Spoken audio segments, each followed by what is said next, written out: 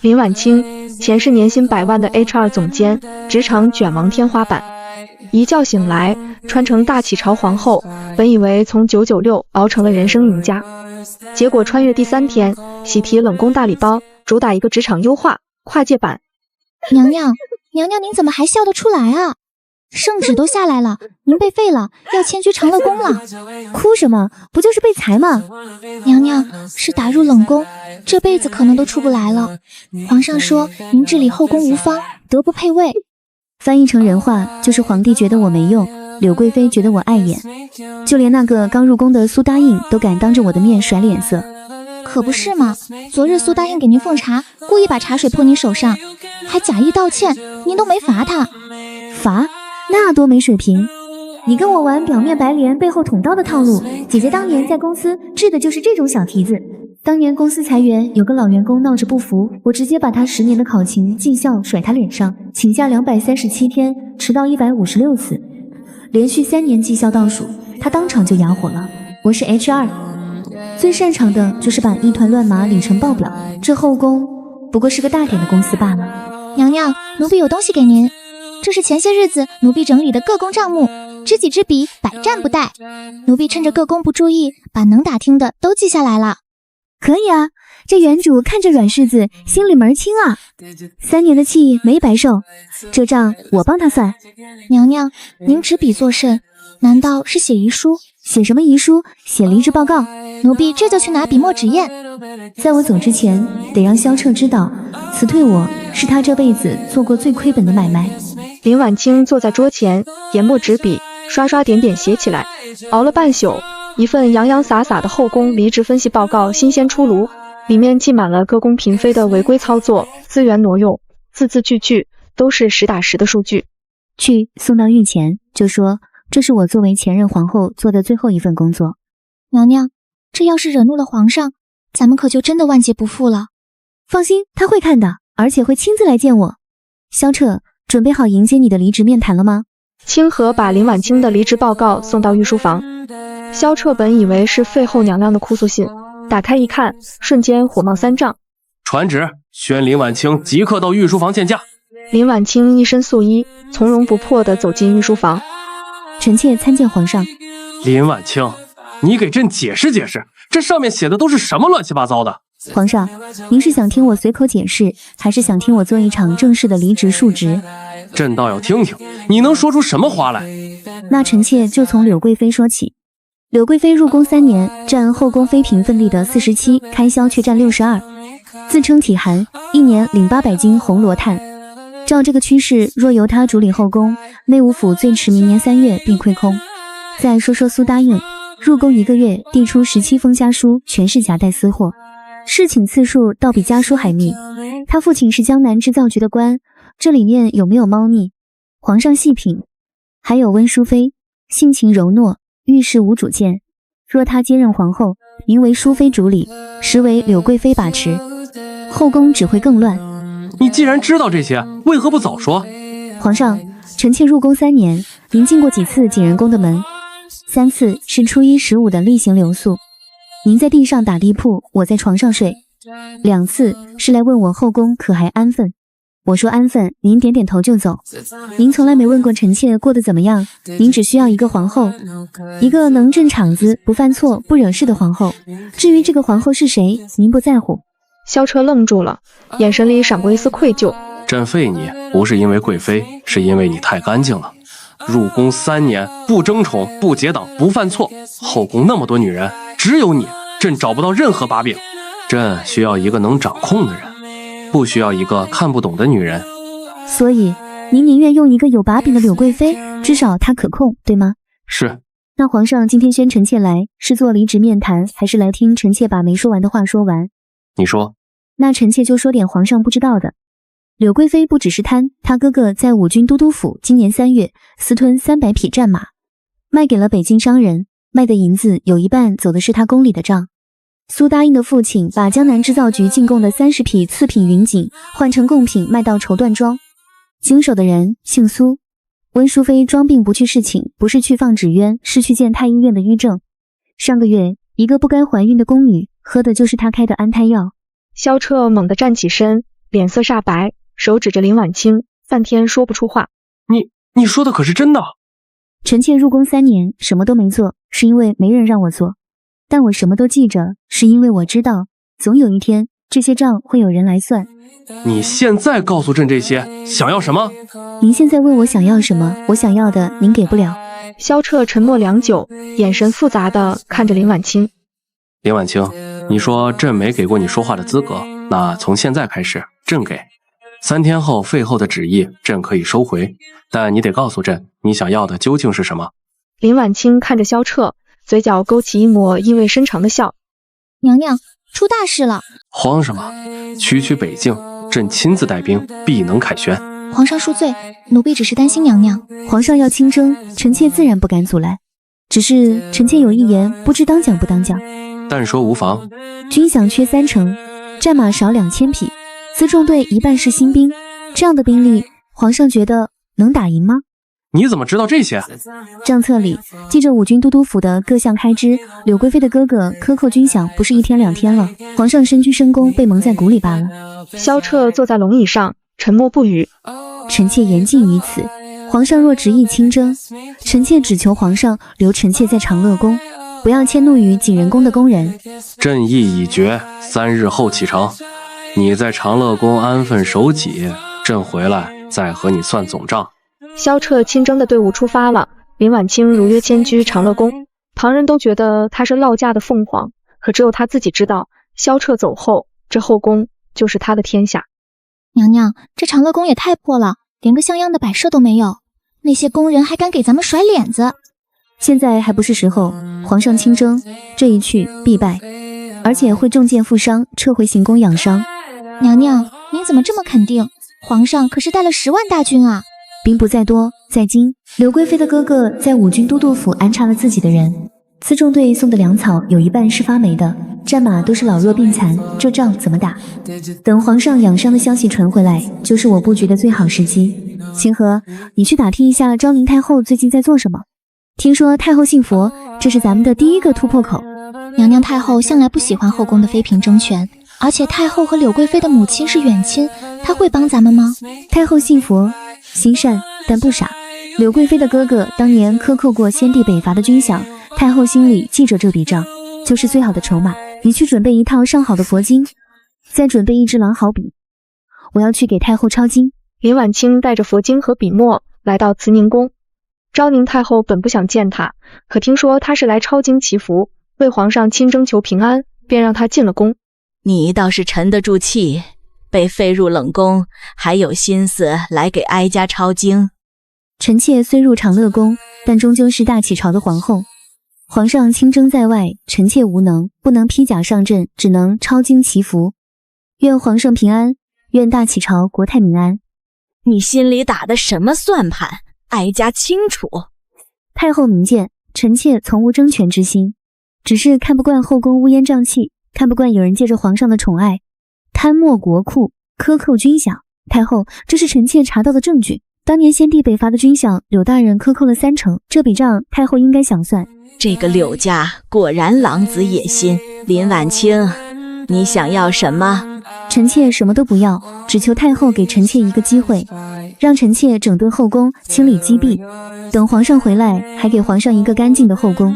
哀家信你一次，从今往后，后宫的事你可以全权处理。若有人敢阻拦，哀家为你撑腰。林婉清跪在地上，向昭宁太后谢恩，嘴角勾起一抹不易察觉的胜利笑容。有了昭宁太后的撑腰，林婉清在后宫的腰杆硬了起来。她的下一个目标就是内务府，掌控着后宫所有钱财物资。这里也是柳贵妃贪墨的重灾区，拿下内务府就是拿下了后宫的经济命脉。娘娘，太后真的答应了，还派了慈宁宫的长侍嬷嬷去各宫传话，说以后后宫的事都听您的。这都是意料之中的。去传刘总管来长乐宫，就说本宫有要事找他。娘娘，那刘总管是柳贵妃的人，他肯定不会来的，就算来了也不会听您的。他会来的。不出林婉清所料，半个时辰后，内务府总管刘福全屁颠的来到长乐宫，脸上堆着谄媚的笑，眼底藏着一丝忌惮。老奴参见皇后娘娘。娘娘千岁千岁千千岁。刘总管，本宫传你过来，你倒是来得挺快。娘娘传唤，老奴岂敢怠慢？不知娘娘有何吩咐，老奴一定照办。也没什么大事，就是想问问，今后内务府的账能不能先从本宫这儿过一道？娘娘说笑了，内务府的账向来是直接呈给皇上和太后的，从未经过皇后娘娘的手，这不合规矩啊。规矩？本宫现在告诉你，本宫的话就是规矩。娘娘息怒，娘娘息怒。刘总管，江南织造局的30匹次品云锦被换成贡品卖到绸缎庄，经手的人有苏大印的父亲，还有你，对吧？柳贵妃探墨的红罗炭都是你亲手批的，这些事若是传到皇上耳朵里，你觉得你还有命活吗？娘娘饶命，娘娘饶命！内务府的账，从今往后全都先给娘娘过目，娘娘说怎么算就怎么算。早这样不就好了？起来吧，记住你今天说的话，若是敢阳奉阴违，本宫定不轻饶。谢娘娘饶命，老奴记住了。老奴这就回去整理账本，明天一早就给娘娘送过来。第二天一早，刘福全就把内务府的账本送来了，厚厚的几十本。林婉清带着清河熬了3天3夜，终于把账本翻了个底朝天，查出了不少贪墨的问题，追回了上万两白银，还换掉了3个柳贵妃安插在内务府的主事。这些银子够发半年的军饷了。你去以太后体恤将士的名义，把这些银子送到禁军手里。娘娘，为什么要送给禁军啊？这些银子留着咱们自己用不好吗？傻丫头，禁军是掌控京城安危的关键。皇上亲征在外，禁军的心思很重要。清河似懂非懂地点点头，拿着银子去了禁军大营。林婉清看着窗外，眼神坚定。他知道禁军这颗棋子也被他拿下了。正如林婉清所料，萧彻亲征失利，中箭负伤，带着残兵撤回了京郊行宫，养伤半月后才启程返回京城。他回来的第一件事就是宣林婉清去行宫见他。他想知道，在他离开的这1个月，林婉清到底在后宫做了什么。林婉清一身素衣来到行宫正殿，萧彻躺在龙榻上，脸色苍白。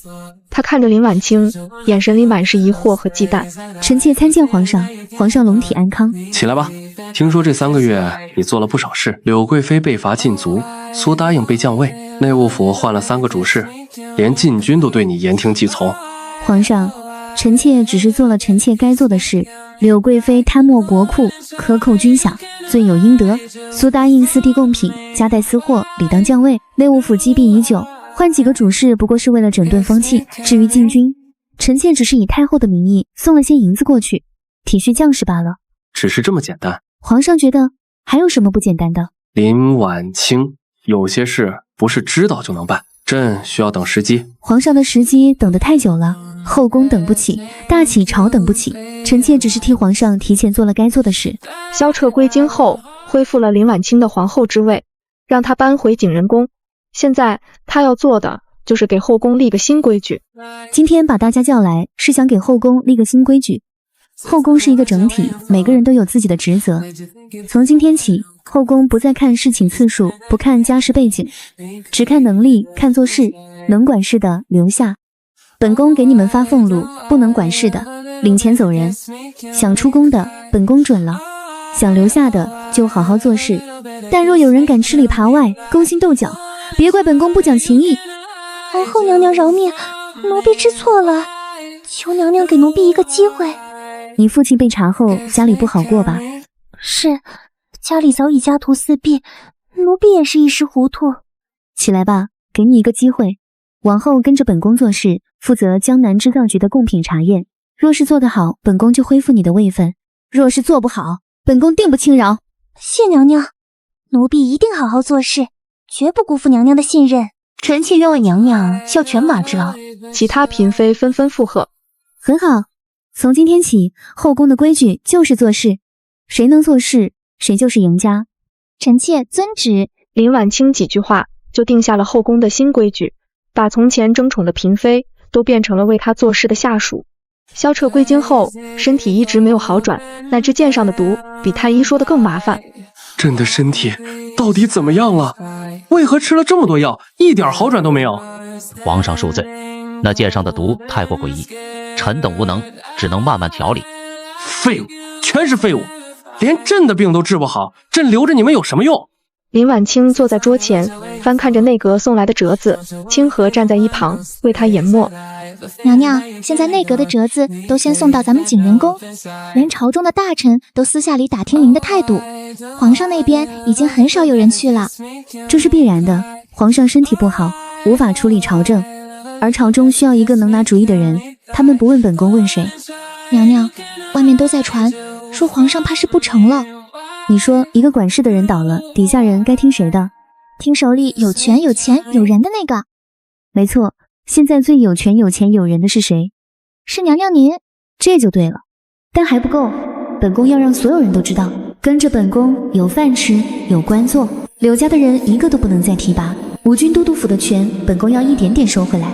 萧彻听说林婉清驳回了五军都督府的折子，大怒，他想借着这件事给林婉清一个下马威，让他知道谁才是大启朝的皇上。林婉清迈着沉稳的步伐走进养心殿。林婉清，你好大的胆子！五军都督府的人事安排，岂是你一个后宫皇后能插手的？皇上，这柳贵妃的弟弟不学无术，贪生怕死，这样的人怎能提拔为副将？朕意已决，就是要提拔他。你敢违抗朕的旨意？皇上若是再提拔柳家的人，五军都督府就成了柳家的私产。皇上，您想看到这样的结果吗？你到底想怎么样？臣妾不想怎么样，只是想替皇上守住大启朝的江山。深秋的夜晚，寒风萧瑟，京城的气氛压抑到了极点。萧彻的身体越来越差，柳家的人狗急跳墙，想要发动宫变，却没想到这一切都在林婉清的算计之中。他借势而为，让禁军发动了哗变，以清君侧的名义包围了皇宫。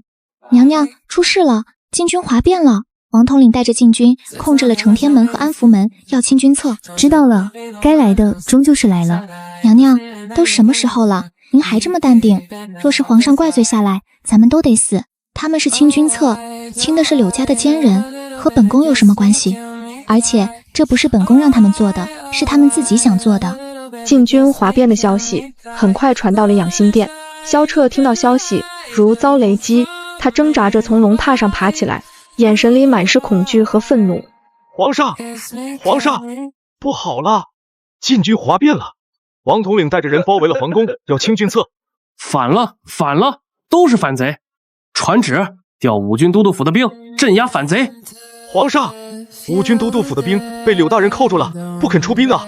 而且宫门外都是禁军的人，咱们已经出不去了。萧彻眼前一黑，差点晕过去。他突然想到了林婉清，这个他曾经废入冷宫的女人，现在成了掌控他命运的人。传旨，宣皇后林婉清即刻到养心殿见驾。林婉清在禁军的护送下来到了养心殿，殿外站满了禁军士兵，殿内萧彻坐在龙椅上，眼神怨毒地看着他，手里紧紧攥着一把宝剑。臣妾参见皇上。是你，都是你搞的鬼！禁军哗变是你指使的。皇上，话可不能乱说，臣妾只是一个后宫皇后，怎会有这么大的本事指使禁军？不是你是谁？林婉清，你是不是早就想谋夺朕的江山？皇上，臣妾只是做了您该做的事。您还记得3年前您对臣妾说的那句话吗？他看着林婉清，眼神里满是绝望和悔恨。朕后悔了，朕当初不该废你。皇上，您知道臣妾最擅长什么吗？什么？臣妾最擅长的就是在老板以为自己还能挽回的时候，递上他的离职协议。启禀皇后娘娘，柳贵妃及其家人已被捉拿归案，五军都督府已被禁军控制。皇上，您的江山没了，您的后宫也没了。萧彻眼前一黑，晕死在了龙椅上。林婉清看着他，淡淡转身走出了养心殿。殿外禁军士兵齐声高呼：皇后娘娘万安！一夜之间，京城变天，柳家被抄，五军都督府被掌控，萧彻晕死在养心殿，林婉清成了大启朝实际的掌权者。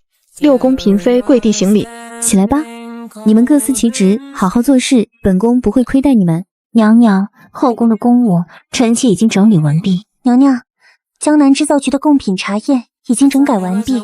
很好，魏淑妃，赏黄金100两，锦缎50匹。苏答应恢复答应位分，赏黄金50两，锦缎30匹。谢娘娘赏赐。内阁首辅沈大人带着6部尚书，请求林婉清出面主持朝政。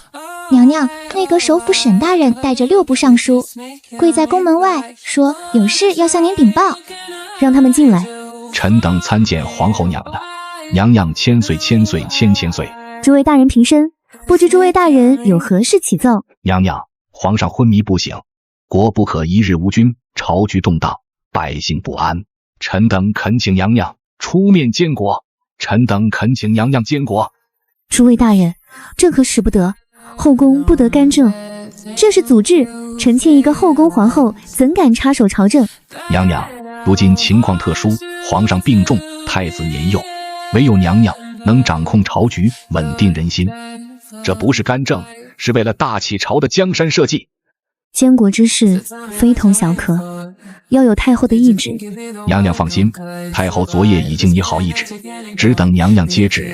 传太后懿旨，皇帝病重，昏迷不醒，太子年幼，无法亲政，着皇后林婉清监国，代行朝政，稳定朝纲，钦此。臣妾遵旨。林婉清接下了太后的懿旨，代行朝政。娘娘，没想到您不仅懂后宫之事，还懂朝政。不过是些管理的道理，后宫和朝堂其实都是一样的，只要理清了头绪就好办了。娘娘所言极是，只是监国终究不是长久之计，皇上的身体怕是撑不了多久了。太子今年才7岁，无法亲政。臣等有一个提议，想请娘娘做摄政王，总满朝政，直到太子成年。恳请娘娘应允。沈大人，这一步跨出去，可就回不了头了。臣等早已下定决心，愿追随娘娘。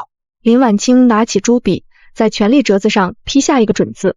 我的江山没了！林婉清，你这个毒妇，朕要杀了你，杀了你！清河姑娘，皇上这是急火攻心，加上余毒入心，怕是再也恢复不过来了。我知道了，你下去吧，小心伺候，别让皇上伤了自己。你是林婉清的人，朕是皇上，朕是大启朝的皇上。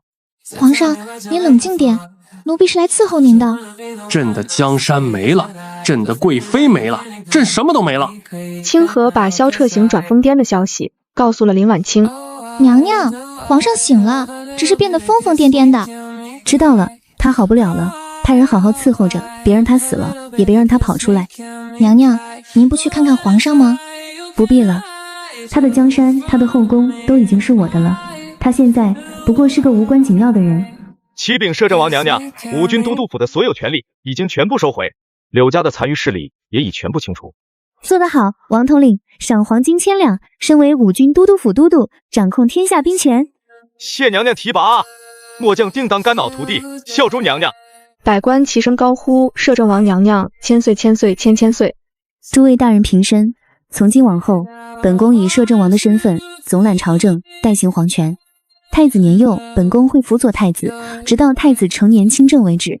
臣等遵旨，愿追随摄政王娘娘，共创大启朝盛世。很好，如今大启朝内有积弊，外有强敌，本宫今日上朝就是要宣布3件事：第一，严查贪腐；第二，减免赋税；第三，整顿军队。娘娘所言极是，臣等愿全力配合娘娘。很好，沈首府，你负责整顿吏治；王都督，你负责整顿军队；户部尚书，你负责减免赋税。3个月后，本宫要看到成效，若是做得好，本宫重重有赏。林婉清把景仁宫改名为摄政王殿，作为他处理政务的地方。成为摄政王后，他做的第一件事就是严查旧案，清理积弊。娘娘，这是10年前的一桩冤案，林家满门抄斩。林家满门抄斩，留下了什么人吗？林家有一个小儿子，当时只有5岁，被家仆救走，流落民间。派人去查，一定要找到林家的后人。臣遵旨。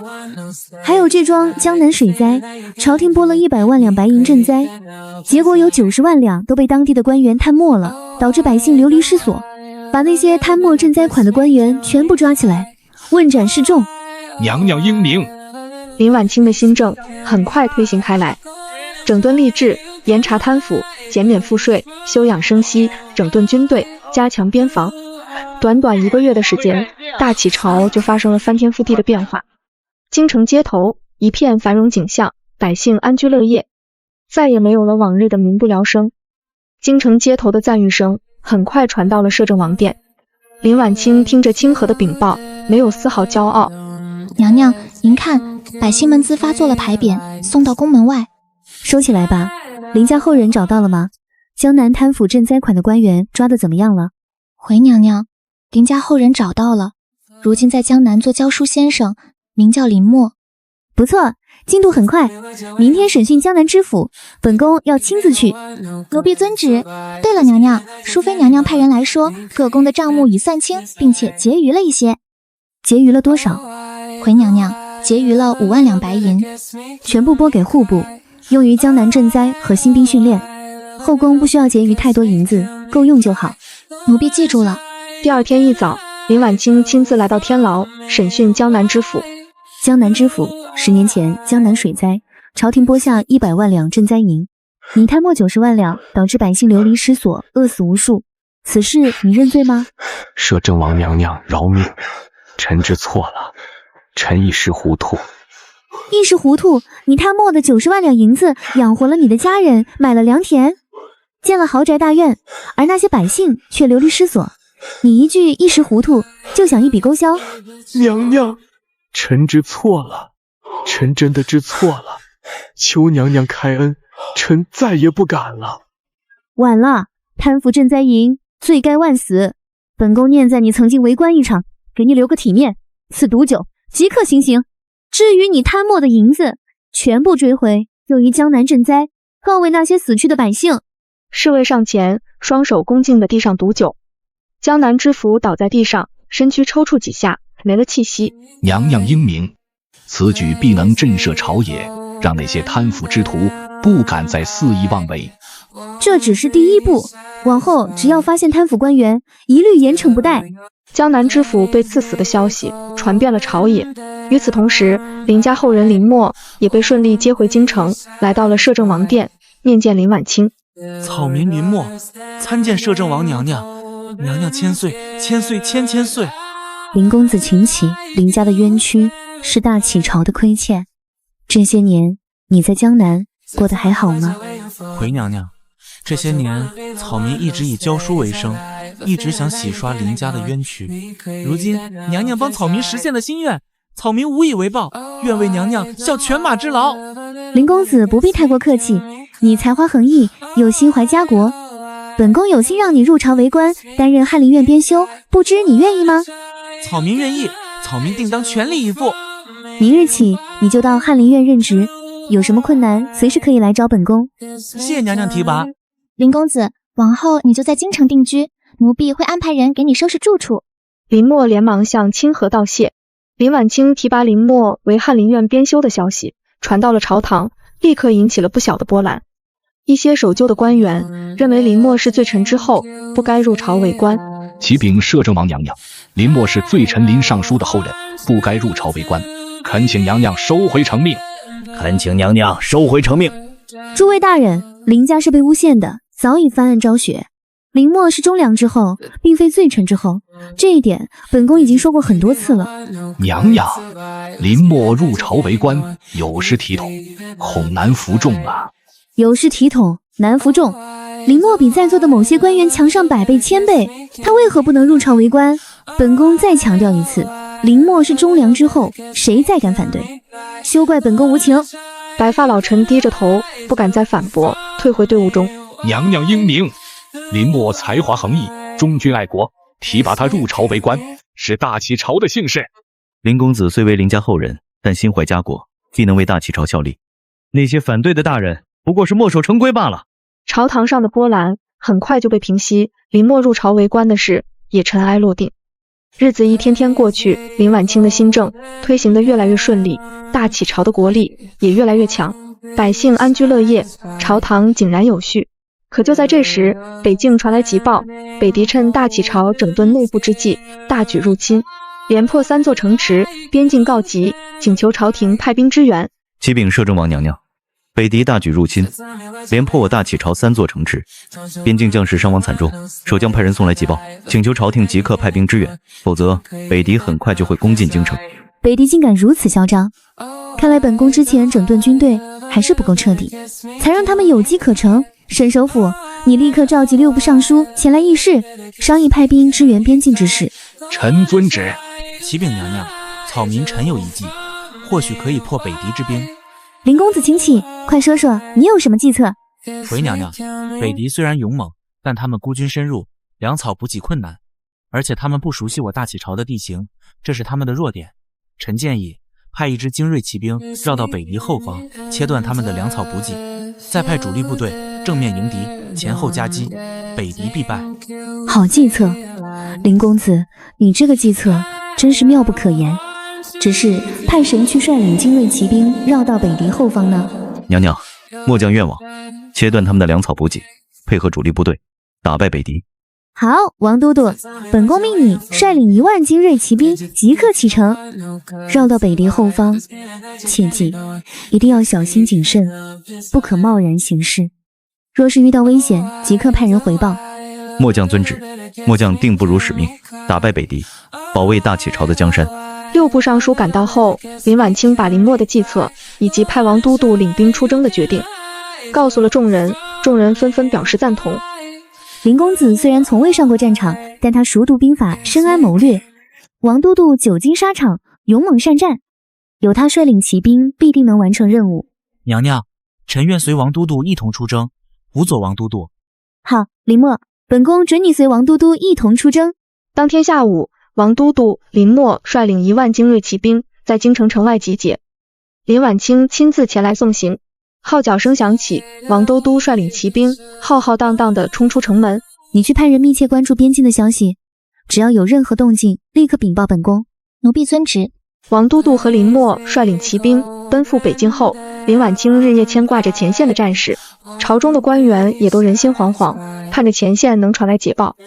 启禀摄政王娘娘，捷报，前线大捷，王都督和林公子成功切断北狄粮草补给，配合主力部队大败北狄，收复3座城池，北狄狼狈逃窜，边境已恢复安宁。王都督和林公子不日即可班师回朝。好，太好了！王都督和林公子没有辜负本宫的期望，赏，重有赏！传令下去，赏赐前线所有将士黄金1000两，锦缎1匹，待他们班师回朝，本宫亲自为他们庆功。臣遵旨。传令兵退下后，林婉清立刻召集文武百官，宣布前线大捷的消息。娘娘英明，正是娘娘运筹帷幄，王都督勇猛善战，林公子足智多谋，才得以打败北狄。臣等恭贺娘娘，恭贺大启朝。此次打败北狄，是前线将士们奋勇杀敌的结果，也是诸位大人全力配合的结果。本宫在此谢谢诸位大人。3日后，王都督和林默率领大败北狄的军队班师回朝，京城的百姓纷纷走上街头，夹道欢迎，欢呼声、锣鼓声响彻整个京城。末将王虎参见摄政王娘娘，末将不辱使命，大败北狄，班师回朝，请娘娘检阅。王都督、林公子，你们辛苦了，你们是大启朝的英雄。末将不敢当，为娘娘效力，为大启朝效力，是末将的本分。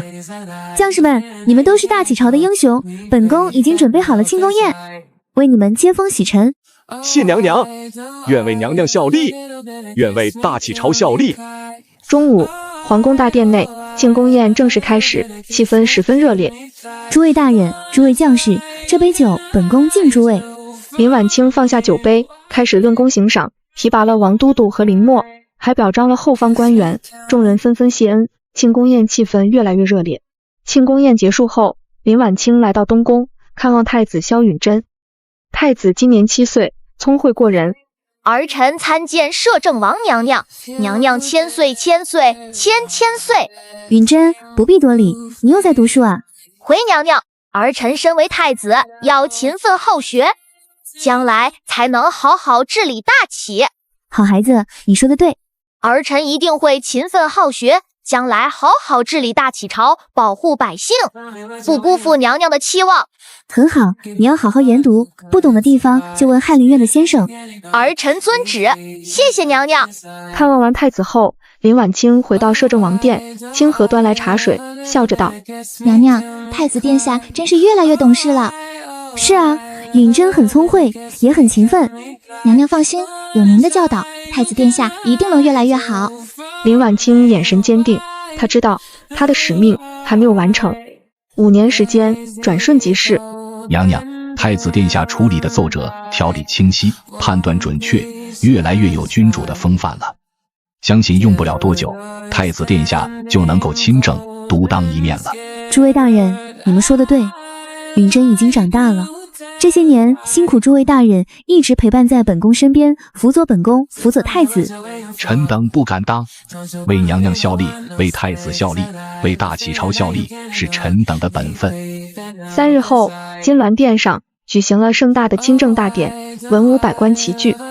吉时已到，请太子殿下正式亲政。吾皇万岁万岁万万岁！诸位大人，往后皇上亲政，还请诸位大人继续辅佐皇上。臣等遵旨。亲政大典结束后，林婉清回到了景仁宫，褪去了摄政王的朝服，换上一身素衣。娘娘，您真的要退居幕后，安享晚年吗？傻丫头，这些年辛苦你了。奴婢不辛苦，能陪伴在娘娘身边是奴婢的福气。娘娘，往后奴婢还会一直伺候您。有你在，本宫就放心了。傍晚，林婉清坐在庭院里的石凳上，看着夕阳西下。娘娘，我来看您了。您在庭院里吹风不冷吗？皇上，朝政处理的还顺利吗？多亏了娘娘您之前教朕的治国之道。皇上，你要记住，治理国家要以百姓为重。朕记住了，娘娘。林婉清心中满是欣慰，她知道大启朝的盛世才刚刚开始。